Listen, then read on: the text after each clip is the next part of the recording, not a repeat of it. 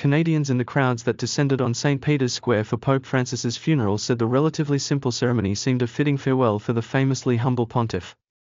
While those who made it into St. Peter's Square described a solemn, reverent audience, complete with dignitaries such as Governor Gen. Mary Simon, crowds outside Vatican City's walls were abuzz. But in both cases, Francis's vision for the Catholic Church shone through. In pictures, at the funeral of Pope Francis. As a Catholic, I found it very powerful that the service is so reminiscent of the services that we are familiar with right in Toronto, said Falguni Dubnoth, who was with the general public near the back of the square.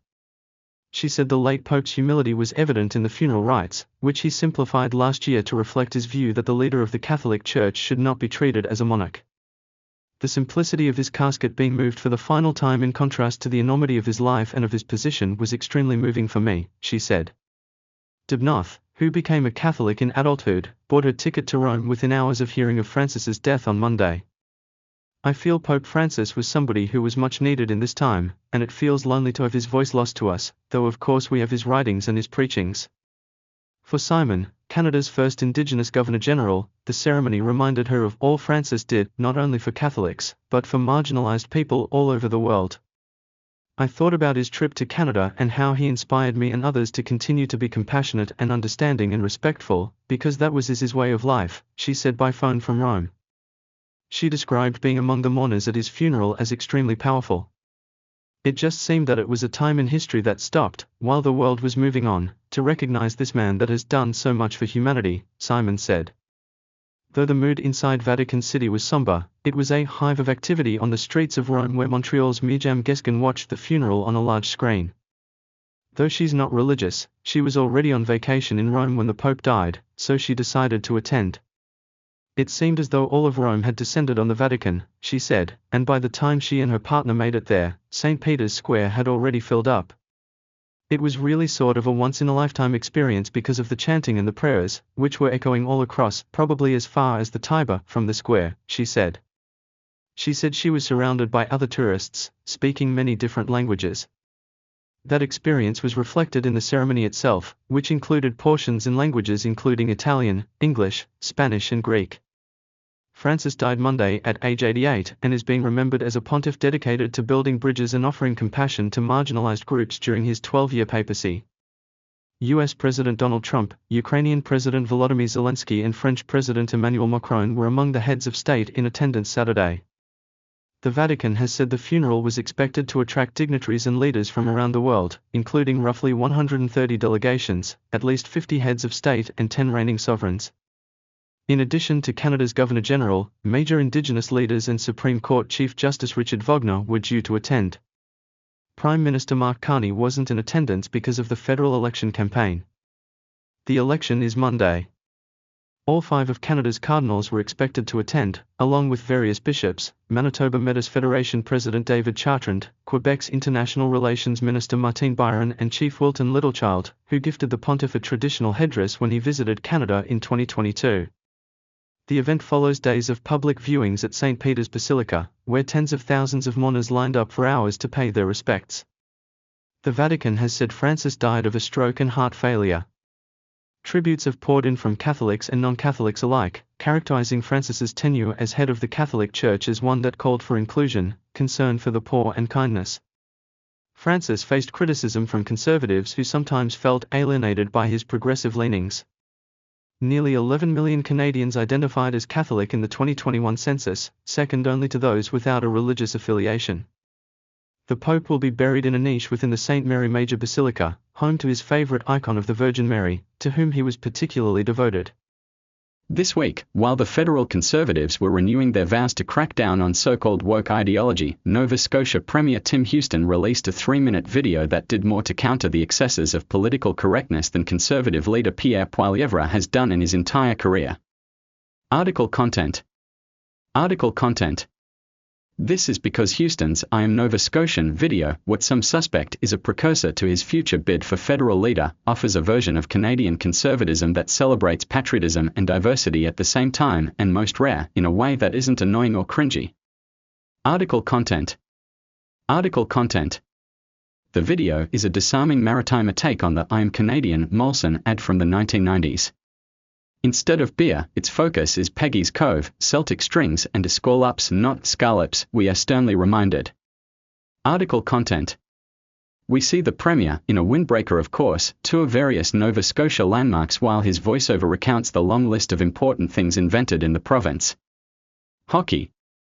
The telephone. Newsprint. Kerosene. The Don Air. Article content. There are many nods to old stock maritime tropes. I have asked who your father is and I give directions based on landmarks that are no longer there, Houston says.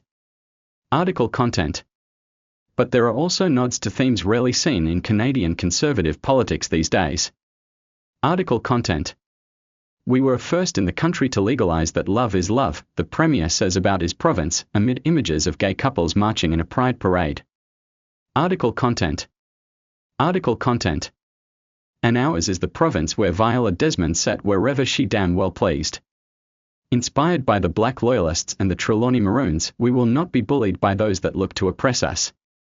We were the first province in Canada. The first port of call for generations of new Canadians. And we will never be the 51st of anything. My name is Tim and I am Nova Scotian. Article content. Read more. Conservative leader Pierre Poilievre holds a news conference at the Croatian Sports and Community Centre of Hamilton in Stony Creek, on Wednesday, April 23, 2025. The Canadian Press, Chris Young. Carson Jeremiah, Poilievre could only ever satisfy the media by becoming a Liberal. Liberal leader Mark Carney, left, has indicated his policy on Israel and the surging antisemitism in Canada would be no different than his predecessors, while Conservative leader Pierre Poilievre, right, has condemned antisemitic violence in unequivocal terms and has emerged as a principled and consistent voice in defense of the Jewish people and the State of Israel, writes Nadav Steinman. Nadav Steinman, for Jewish Canadians, this election presents a stark choice. Advertisement embed more topic. Article content. Houston's video could be naked political opportunism masked as maritime pride, or a little bit of both of those things. It probably isn't a coincidence the video launched days prior to an election result that could spell the end of Pierre Poilievre's tenure as party leader. Article content. But whatever its motive, it is frankly a masterclass in inclusion done the right way. Houston manages to acknowledge his province's painful complexities without endlessly apologizing for the injustices of its past. He includes diverse groups without casting them as victims or invoking jargon to describe them. Kansas City, Missouri, KCTV. The Missouri State Highway Patrol has reopened a section of Missouri 7 Highway after they recovered a car from the lake below. Car crossed into oncoming traffic while driving on the mile-long bridge over Truman Lake. The driver hit an SUV that had been towing a boat, sending the SUV off the bridge and into the water. Few details have been released, but MSHP confirmed that one driver was pronounced deceased at the scene. The SUV's driver was recovered from the lake and also pronounced dead. The highway has since been reopened. At least 11 people were killed and dozens injured when a man with a history of mental health issues rammed an SUV through a crowd at a Filipino community festival in the western Canadian city of Vancouver, police said on Wednesday. Police arrested a 30-year-old Vancouver man at the scene of the incident on Saturday evening, describing him as having had a significant history of interactions with authorities involving mental health. They said there was no evidence of terrorism. Donald Trump's borders are. Tom Homan said having a child born in the U.S. does not make the parents immune from the punishment of entering the country illegally. Homan said Sunday on CBS News' Face the Nation, as the deportation of a 4-year-old child with cancer has become the most controversial one of the Trump administration. Reacting to this particular case of deportation, Homan said he was not aware of the specifics but no U.S. citizen child was deported. Deported means you got to be ordered deported by an immigration judge. We don't deport U.S. citizens. When Homan was told that the child's mother was deported, Homan said, the mother chose to take the children with her. When you enter the country legally and you know you're here illegally and you choose to have a U.S. citizen child, that's on you. That's not on this administration. If you choose to put your family in that position, that's on them. But having a U.S. citizen child after you enter this country illegally, it's not a get-out-of-jail-free card. It doesn't make you immune from our laws. If that's the message we sent the entire world, women are gonna keep putting themselves at risk and come to this country. We send a message. You can enter country illegally, which is a crime. That's okay. You can have due process, great taxpayer expense. Get ordered removed. That's okay. Don't leave. But have a US citizen child and you're immune from removal. That's not the way it works, Homan said. Blizzard warning. Issued at Monday 1:05 p.m. April 28, 2025. Issued by Environment and Climate Change Canada. Description: blizzard conditions with gusty winds and visibility frequently near zero in snow and blowing snow are expected or occurring. Where? Dempster Highway. When? Late Monday evening until late Tuesday afternoon. Details: a few flurries and moderate winds will increase in intensity on Monday. With more fresh snow, rising winds will create worse and worse visibility. Snow could become heavy at times on Tuesday with near 5 centimeters forecast. ####. Travel is expected to be extremely hazardous due to reduced visibility. Please continue to monitor alerts and forecasts issued by Environment Canada. To report severe weather, send an email to whitestorm@ec.gc.ca or post reports on X using #YTStorm. Recommended action: if you must travel, keep others informed of your schedule and destination and carry an emergency kit and mobile phone. Protect yourself from wind, cold and disorientation by staying sheltered, indoors or with your vehicle. High water level.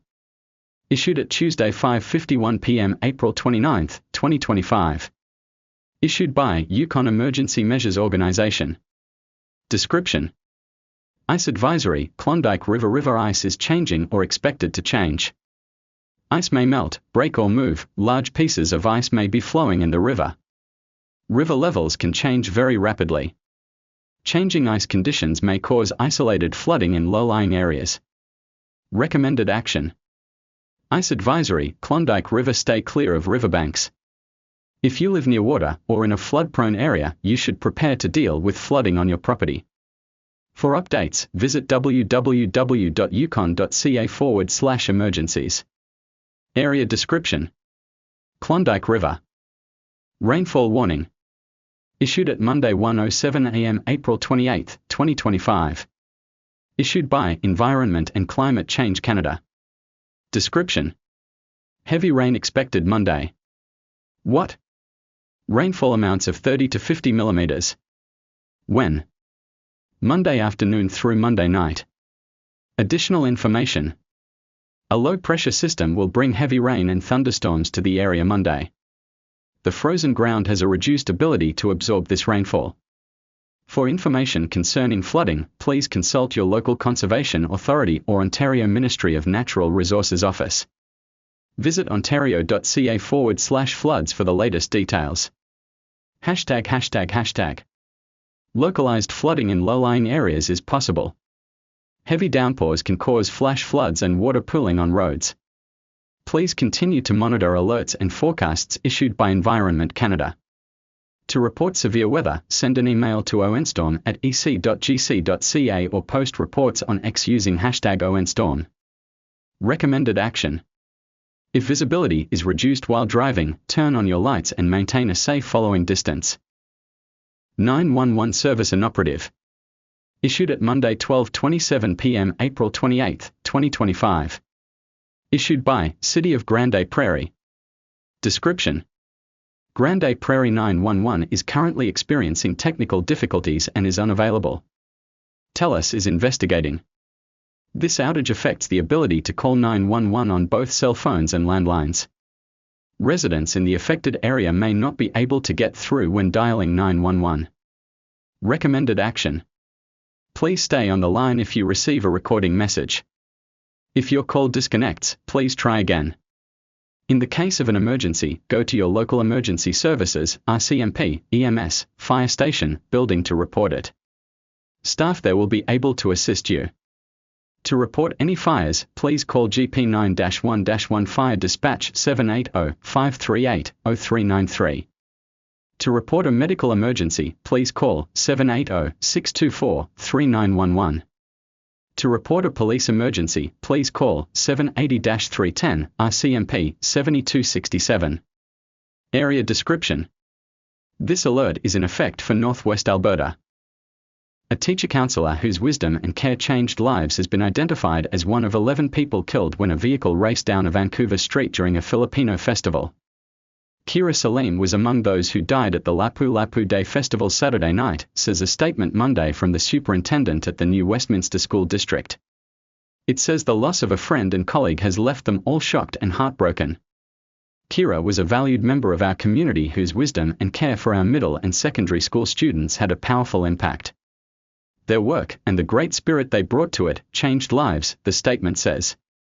Adam Kaiji Low, the suspect in the incident, has been charged with 8 counts of second-degree murder, and Vancouver police say more charges will likely come when more victims are identified. BC's Ministry of Health said 32 people were sent to hospitals across the Lower Mainland. Some of them remain in critical or serious condition. A Sunday night vigil for the victims drew hundreds of people, including Prime Minister Mark Carney and NDP leader Jagmeet Singh, who both placed flowers on a growing memorial. RJ Aquino from Filipino BC, which organized the Lapu-Lapu Festival, told the crowd the community is confused, devastated and numbed by the tragedy. Aquino said there are many people who were at the vigil who witnessed the incident, and others who lost loved ones or were hurt will need care and support. The accused in the incident remains in custody. His next court appearance has been scheduled for May 26.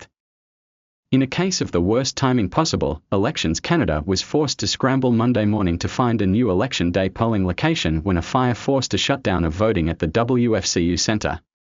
"We are crazy busy trying to move to St. Joe's High School," an Elections Canada worker told the Star shortly before 11 a.m. She said the hope was to have the polling station set up and ready for Windsor-Tecumseh Lakeshore voters at St. Joseph's Catholic High School, 2425, Clover Avenue, within the hour. Ottawa paramedics say a man was taken to hospital in critical condition after what Ottawa police are calling an officer-involved shooting near the Rideau Centre Mall in downtown Ottawa. It happened at around 2:05 p.m. according to paramedics. The Ottawa Police Service said on X that there was an officer-involved shooting near 50 Rideau Street, between Sussex Drive and Dalhousie Street. There is no active threat to public safety. No outstanding suspects, Ottawa Police said. CTV News Ottawa's Austin Lee was in the mall when a lockdown notice was made. He said the all-clear was given just before 2:30 p.m. Severe thunderstorm watch. Issued at Wednesday 1:35 p.m. April 30, 2025. Issued by Environment and Climate Change Canada. Description: conditions are favorable for the development of dangerous thunderstorms that may be capable of producing damaging wind gusts and large hail. What? Damaging wind gusts to 110 km per hour. Large hail up 4 centimeters. Risk of a tornado. When? Early this afternoon into early evening. Additional information. A cold front moving through the area is expected to trigger severe thunderstorms this afternoon. ###. Large hail can damage property and cause injury. Very strong wind gusts can damage buildings, down trees and blow large vehicles off the road. Please continue to monitor alerts and forecasts issued by Environment Canada. To report severe weather, send an email to onstorm@ec.gc.ca or post reports on X using #ONStorm. For more information, https://www.ontario.ca/page/be-prepared-emergency. Recommended action. Be prepared for severe weather. Take cover immediately if threatening weather approaches. Stay indoors when a thunderstorm strikes. There isn't a place outside that is safe during a thunderstorm. Emergency Management Ontario recommends that you take cover immediately if threatening weather approaches. Severe thunderstorm warning. Issued at Tuesday 3:11 p.m. April 29, 2025. Issued by Environment and Climate Change Canada. Description: at 3:11 p.m. Eastern Daylight Time, Environment Canada meteorologists are tracking a line of severe thunderstorms capable of producing very strong wind gusts, up to nickel-size hail and heavy rain. ###. Large hail can damage property and cause injury. Strong wind gusts can toss loose objects, damage weak buildings, break branches off trees and overturn large vehicles. Intense lightning is likely with any thunderstorm that develops. Remember, severe thunderstorms can produce tornadoes. Recommended action. Take cover immediately if threatening weather approaches. Emergency Management Ontario recommends that you take cover immediately if threatening weather approaches. Wind warning. Issued at Thursday 11:28 a.m. May 1, 2025, issued by Environment and Climate Change Canada. Description: northwesterly winds will gust up to 90 km per hour on Wednesday. ####. Loose objects may be tossed by the wind and cause injury or damage. Wind warnings are issued when there is a significant risk of damaging winds. Please continue to monitor alerts and forecasts issued by Environment Canada. To report severe weather, send an email to qstorm@ec.gc.ca or post reports on X using #QCStorm. The Canadian Press, Andrew Vaughan. The province says patients, healthcare workers and other visitors will no longer have to pay for parking at Nova Scotia's hospitals as of May 1. This comes after Premier Tim Houston made an election promise back in November that if re-elected, he would eliminate parking fees at healthcare facilities. "We committed to eliminating fees for everyone parking at a Nova Scotia Health or IWK Health facility, and that's exactly what we are doing," said Premier Tim Houston. "I know people have been eager to see this change. Nova Scotians shouldn't have to worry about parking fees when they are sick and seeking healthcare or caring for our loved ones." According to the province, a ticket validation system will be implemented at some sites to ensure parking is used by patients, visitors, healthcare workers and staff. Others who park there will have to pay to park. Government said the total cost of free parking at healthcare facilities is roughly $19 million annually. Nova Scotia Health has 97 parking lots across the province with 39 that charge for parking. Invest 99W is currently located near Palau. The system has a low chance of developing into a tropical cyclone in the next 24 hours. What is an invest? An invest is an area of disturbed weather that is under investigation for its potential to develop into a tropical cyclone. Maximum sustained surface winds are around 30 km per hour, 15 knots. Minimum sea level pressure is estimated to be near 1007 HPA. No advisories or warnings have been issued for Invest 99W at this time. A horse that was rescued by Ottawa firefighters after its shelter collapsed in heavy winds Tuesday afternoon has died, Ottawa Fire Services says. Spokesperson Nick DeFazio says a 911 caller from Vars reported their horse shelter on Russell Road had collapsed in the wind at around 4:22 p.m. A horse that was in the shelter was trapped and injured. Firefighters arrived on scene alongside a veterinarian who sedated the horse to allow it to be safely removed from the collapsed. Firefighters used lift bags and hydraulic jacks to lift the structure up and placed cribbing underneath to prevent it from falling back on the horse. Firefighters then put anchor straps on the sedated horse's legs to pull it out from underneath the structure, DeFazio said.